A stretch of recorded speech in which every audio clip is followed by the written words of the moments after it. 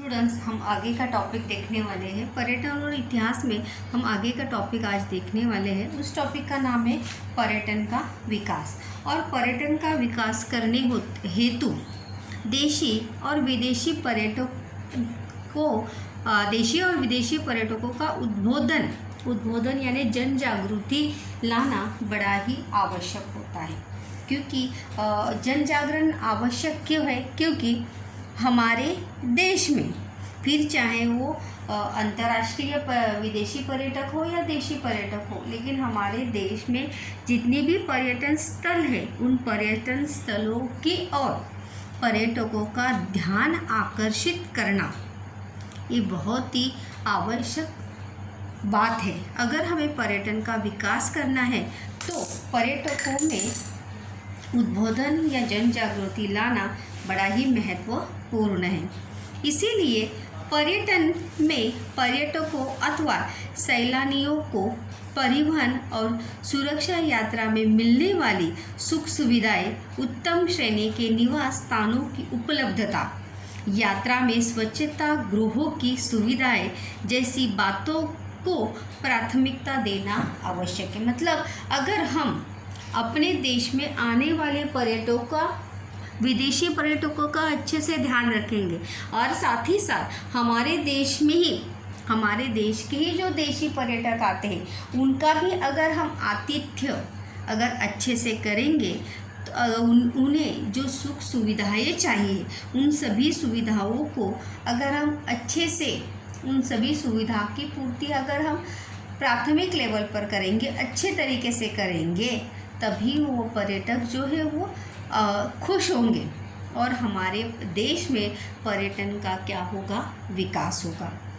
क्योंकि अगर हम पर्यटकों को अच्छी सुविधाएं नहीं देंगे, उनके सुविधाओं का या उनके सुखों का, अगर सुख सुविधाओं का ध्यान नहीं देंगे, मतलब चाहे वो रहने का हो, आने जाने की सुविधा हो, रहने की सुविधा हो या खान पान की सुविधा हो, हर सुविधा का हमें अगर हम अच्छे से ध्यान रखेंगे तो हमारे पर्यटन विकास में कौन सी मुद्दों पर ज़्यादा ध्यान देना आवश्यक है, ये प्रश्न है वहाँ पर। तो ये सभी पॉइंट जो है बच्चों उसमें आएंगे कि पर्यटकों अथवा सैलानी यानी जो एजेंट्स जो होते हैं को परिवहन, जैसे अगर हम कहेंगे तो गाइड, इंग्लिश में उसे गाइड कहते हैं, मार्गदर्शक, जो हमें अगर हम कहीं अन्य ऐतिहासिक जगह पर या किसी ऐसी जगह पर अगर हम पर्यटन करने जाते हैं तो उस पूरे पर्यटन स्थल की जानकारी जो है उस सैलानियों को या उस गाइड को होती है। तो उसे भी परिवहन और सुरक्षा यात्रा में जो सुविधा है उसे अगर मिलती है तो हमारे पर्यटन विकास में उसका भी एक प्लस पॉइंट होता है। इसीलिए प्राथमिकता यानी उन्हें ज़्यादा महत्व देना जो है वो आवश्यक है। इसमें दिव्यांग पर्यटकों की आवश्यकता की ओर विशेष ध्यान देना आवश्यक है। और साथ ही साथ इसमें दिव्यांग यानी जो शारीरिक रूप से व्यंग है, उन्हें अपंग नहीं कहते हैं, क्या कहते हैं? दिव्यांग कहते हैं। तो ऐसे पर्यटकों की सुख सुविधाओं का भी अगर हम अच्छे से या विशेष रूप से उसका ध्यान रखेंगे तो ये पर्यटन विकास में एक पहल होगी या पर्यटन विकास में एक क्या होगा? एक प्लस पॉइंट होगा। यहाँ पर देखिए एक टॉपिक यहाँ पर दिया है कि मालूम कर लीजिए स्वच्छ भारत अभियान की जानकारी प्राप्त कीजिए। स्वच्छ भारत अभियान जो है महात्मा गांधी जी की जयंती के उपलक्ष्य में स्वच्छ भारत अभियान जो है वो जारी किया जाता है और उसकी जानकारी, उसकी शुरुआत, उसमें कौन कौन से कार्यक्रमों का आयोजन किया जाता है या उस अभियान को चलाने के पीछे का उद्देश्य क्या है, क्या उद्देश्य हो सकता है उस स्वच्छ भारत अभियान चलाने के पीछे क्या उद्देश्य हो सकता है बच्चों? एक ही उद्देश्य हो सकता है कि हमारे देश में जो विदेशी पर्यटक है और साथ ही साथ जो देशी पर्यटक है उनकी संख्या में क्या हो? बढ़त हो। क्योंकि कोई भी जगह, कोई भी स्थान अगर स्वच्छ है, फिर चाहे वो राज्य हो, गांव हो, शहर हो, देश हो, अगर वह स्वच्छ है तो वहाँ पे पर्यटकों को या किसी भी व्यक्ति को आने में किसी भी प्रकार की हिचक या गंदगी जो है उसे महसूस हो सकती नहीं। तो यहाँ पर ये स्वच्छ भारत अभियान चलाने के पीछे पर्यटन व्यवसाय क्षेत्र में प्रगति करने के लिए उठाया गया एक कदम भी हम कह सकते हैं कि पर्यटन व्यवसाय क्षेत्र में हमारे देश की विदेशी पर्यटकों की संख्या बढ़े और विदेशी पर्यटकों की साथ साथ देशी पर्यटकों की भी संख्या बढ़े। ये पर्यटन क्षेत्र के व्यवसाय क्षेत्र के विकास के लिए सरकार द्वारा उठाया गया बहुत ही महत्वपूर्ण कदम है। देखो यहाँ पर दिया भी है कि ऐतिहासिक विरासत का संवर्धन करने हेतु हमें कुछ बातों की सावधानी रखना आवश्यक है। जब ऐतिहासिक जो वस्तुएं हैं उनका संरक्षण करने की जिम्मेदारी जो है हमें कुछ बातों का ध्यान रखना आवश्यक है। जैसे कुछ किले होते हैं, पत्थर मूर्तियाँ वगैरह होती है, तो मूर्तियों पर देखो कुछ पत्थर से लिखे जाते हैं, उनको उकेरे जाते हैं, कुछ लोग अपना नाम लिख देते हैं, अलग अलग प्रकार से गंदा उसे कर देते हैं, या पेड़ों पर देखो अलग अलग प्रकार के नाम लिखे जाते हैं। तो इन सभी चीज़ों को ये क्या करता है, ऐतिहासिक विरासत के स्थानों का विद्रुपीकरण यानी उसे खराब करना, बेदाग करना जो है, उन स्थानों की दीवारों पर लिखना अथवा पेड़ों पर उकेर कर लिखना, पुरानी वास्तु को भड़कीले रंगों में रंगना, ये सभी चीज़ों को रोकने के लिए ही स्वच्छ भारत अभियान की शुरुआत जो है वो की गई थी। और उसके पीछे कहीं ना कहीं ये भी उद्देश्य था कि भारत का हर परिसर, हर गांव, हर शहर क्या हो, स्वच्छ हो। परिसर स्थानों पर सुविधाओं का अभाव होना, परिसर स्थानों पर जो सर्वसामान्य सुविधाएं होती है, फिर चाहे वो खान पान की हो या बाथरूम की हो, जहाँ पर हम पर्यटन करने के लिए जाते हैं, फिर चाहे जंगल की सैर क्यों ना करने जाए, किसी किले को देखने के लिए क्यों ना जाए, तो ऐसे ऐतिहासिक स्थानों पर इन सभी सुविधाओं का अभाव होने के कारण प्राथमिक जो सुविधा होती है, उन प्राथमिक सुविधाओं का अभाव होने के कारण वहाँ पर क्या होने लगती है, अस्वच्छता बढ़ने लगती है। कभी कभी देखो जाते हैं लोग किलों वगैरह पर, पहाड़ों पर या ऐसे प्राकृतिक स्थानों पर लोग पिकनिक मनाने के लिए वगैरह जाते हैं, लेकिन खाने की चीज़ें, पानी के बॉटल्स जो है वहाँ पर वैसे ही क्या कर देते हैं, फेंक देते हैं, और इसीलिए अस्वच्छता बढ़ती है, फैलती है। जैसी बातों को हमें क्या करना चाहिए, टालना चाहिए, क्योंकि जितना सुंदर वहाँ का पर्यटन परिसर रहेगा, उतना ही वहाँ के क्षेत्र का पर्यटन विकास होगा। क्योंकि हमेशा लोग जो है अच्छी, सुंदर और अच्छी जगह पर सैर करना पसंद करते हैं या सैर करना जाना चाहते हैं। अगर आप कहीं भी ऐतिहासिक स्थानों पर अगर गए होंगे तो वहाँ पर ऐसी चीज़ें ज़रूर आपने देखी होगी कि दीवारों पर कहीं लिखा है या पेड़ों पर उकेर कर लिखा गया है, पुरानी वास्तु पर। कुछ लोग देखो पेड़ों पर ऐसे हार्ट वगैरह बना के अपने नाम वगैरह लिखते हैं। कुछ लोग पान खाकर वहीं पर थूक देते हैं, खाने की चीज़ें वहीं पर खाकर, कागज़ वगैरह, ग्लासेस, पानी की बोतल सब वहीं पर छोड़ देते हैं। तो स्वच्छ भारत अभियान चलाने के पीछे पर्यटन व्यवसाय क्षेत्र का विकास भी एक क्या है, एक अहम मुद्दा है या एक अहम घटक उसके पीछे था कि वहाँ पर पर्यटन क्षेत्र का भी क्या हो, विकास हो। यहाँ पर दूसरा भी एक पॉइंट है, देखो बताइए, हमें पर्यटक के लिए कौन कौन सी सुविधाएं उपलब्ध करानी चाहिए। चाहे फिर स्वमत के लिए या ओपन हैंडेड क्वेश्चन में भी ये आ सकता है कि हमें पर्यटकों के लिए कौन कौन सी सुविधा उपलब्ध करानी चाहिए। स्वच्छता गृहों की सुविधा, निवास स्थान की सुविधा होनी चाहिए, खान पान की सुविधा होनी चाहिए, और सबसे ज़रूरी बात परिवहन की सुविधाएं जो है वो होनी चाहिए। मतलब जितनी प्राथमिक सुविधाएं हैं जो व्यक्ति को वहाँ पर स्थान, उस जगह पर जाने के बाद सर्वाइव करने के लिए, वहाँ पर रहने के लिए जिन घटकों की, जिन सुविधाओं की आवश्यकता है, उन सभी सुविधाओं को पर्यटकों को उपलब्ध करा कर देना चाहिए। ये प्रश्न जो है वहाँ पर आ सकता है। पर्यटकों के साथ स्थानीय व्यक्ति के नाते आप कैसा व्यवहार करेंगे? अगर जैसे मैंने शुरुआत में ही बताया था कि पर्यटन व्यवसाय में वहाँ पर जो भी पर्यटन क्षेत्र या जो भी पर्यटन स्थान है, वहाँ पर जो स्थानीय व्यक्ति है या स्थानीय लोग हैं, उन्हें भी रोज़गार का माध्यम या रोज़गार का साधन जो है वो उपलब्ध होता है।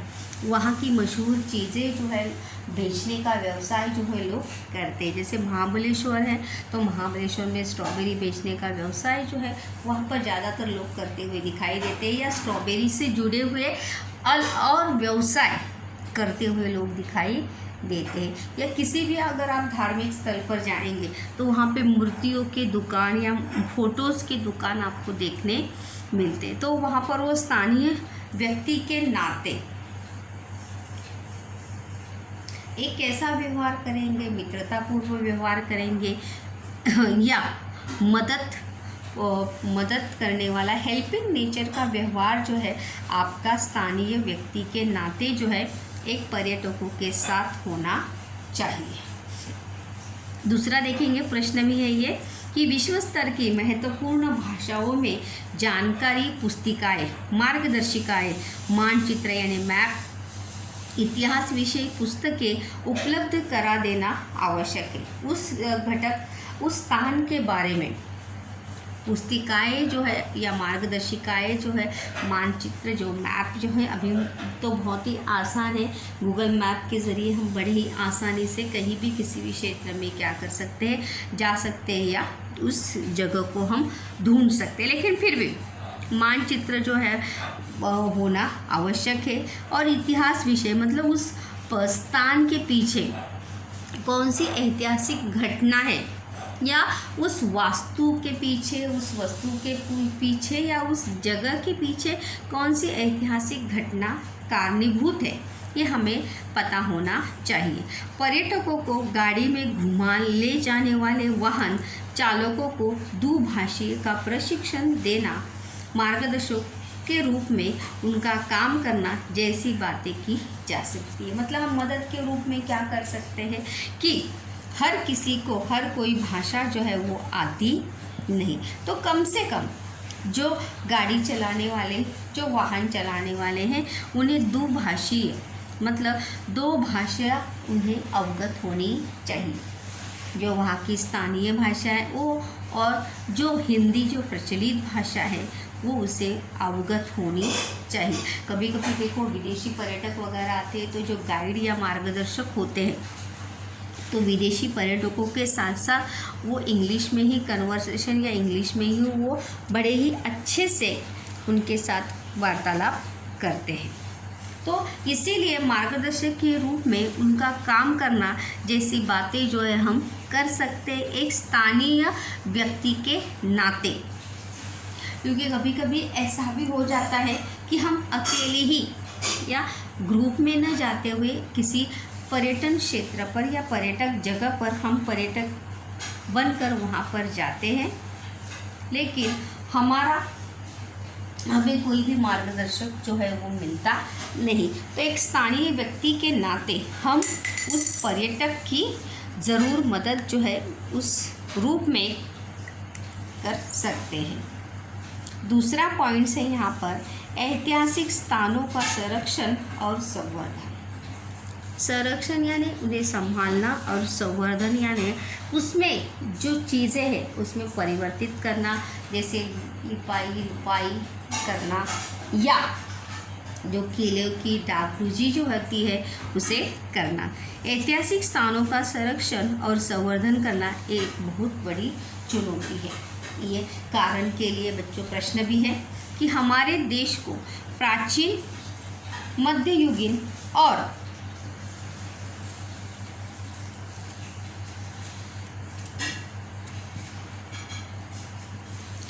आधुनिक ऐतिहासिक स्थानों की विरासत प्राप्त है। मतलब प्राचीन भी है, मध्ययुगीन भी है और आधुनिक ऐतिहासिक ऐसे विरासत स्थानों की भी विरासत हमें क्या है, प्राप्त है। साथ ही हमें प्राकृतिक संपन्न, मतलब जैसे हमने देखा था मूर्त विरासत और अमूर्त विरासत, उसमें प्राकृतिक विरासत भी आती है। प्राकृतिक संपन्नता की विरासत भी प्राप्त है। संपन्नता यानी प्राकृतिक रूप से या प्राकृतिक नज़रिए से अगर देखेंगे तो भारत जो है बड़े ही संपन्नपूर्ण ऐसा देश माना जाता है। इस विरासत के दो प्रकार, एक प्रकृति निर्मित और मानव निर्मित। मानव निर्मित यानी सांस्कृतिक, जिसे मनुष्य ने निर्माण किया, जैसे जो किले वगैरह होते हैं, राजमहल, बाड़े, बड़े बड़े बाड़े हो गए, बड़े बड़े मंदिर हो गए, और साथ ही साथ ताजमहल वगैरह, ऐसे जो रेलवे स्टेशंस वगैरह है जिनका ऐतिहासिक स्थानों की सूची में जिनका नाम विश्व विरासत ऐतिहासिक स्थानों की सूची में जिनका नाम दर्ज है, ऐसे स्थान जो है वो मानव निर्मित आएंगे। भारत में कुछ ऐसे महत्वपूर्ण स्थान हैं जिनको पूरे विश्व में, जैसे अभी मैंने कहा कि विश्व विरासत सूची में जिनका नाम जो है वो दर्ज किया गया है, गौरवान्वित किया है। उनमें ताजमहल है और जंतर मंतर है। वेधशाला के साथ साथ महाराष्ट्र की अजिंठा वेरूल यानी एलोरा की गुफाएं, घारापुरी एलिफेंटा केव्स जिसे कहते हैं जो मुंबई में है, और अजंता वेरूल की गुफाएं जो है महाराष्ट्र के औरंगाबाद शहर में है। छत्रपति शिवाजी महाराज रेल स्थानक विटी जिसे हम कहते हैं, उस रेलवे स्टेशन को भी विश्व विरासत सूची, सांस्कृतिक विश्व विरासत सूची में उसका नाम जो है वो दर्ज हुआ है। पश्चिम घाट में कास पठार का भी समावेश, प्राकृतिक रूप में उसका समावेश जो है हुआ है। यहाँ पर देखेंगे आप तो मुंबई में जो स्थित है एलिफेंटा केव्स, घारापुरी की गुफाएं, ये उसका चित्र है। अगर आप में से किसी ने सैर भी की होगी एज अ पर्यटक के रूप में, पिकनिक के रूप में, वहाँ पे एलिफेंटा केव्स अगर आप देखने गए होंगे, जिसे हिंदी में घारापुरी की गुफाएं कहते हैं या एलिफेंटा केव्स के नाम से भी ये बहुत ही प्रसिद्ध है। अंतर्जाल की सहायता से भारत के सांस्कृतिक और ऐसे बहुत सारे भारत के सांस्कृतिक, प्राकृतिक, ऐतिहासिक स्थान हैं जिन चित्रों का आप संग्रह कर सकते हैं। ये महाराष्ट्र के सातारा जिले में कास पठार नाम की जो जगह है वहाँ पर स्थित ये स्थान है जिसे कास पठार कहा जाता है, क्योंकि प्राकृतिक रूप से साल के 12 महीने वहाँ पर ये प्रदेश जो है, कास पठार नाम का प्रदेश जो है आपको हरा भरा दिखाई देता है पूरे साल के 12 महीने। इसीलिए इस कास पठार, इस क्षेत्र का भी नाम विश्व विरासत प्राकृतिक सूची में दर्ज किया गया है।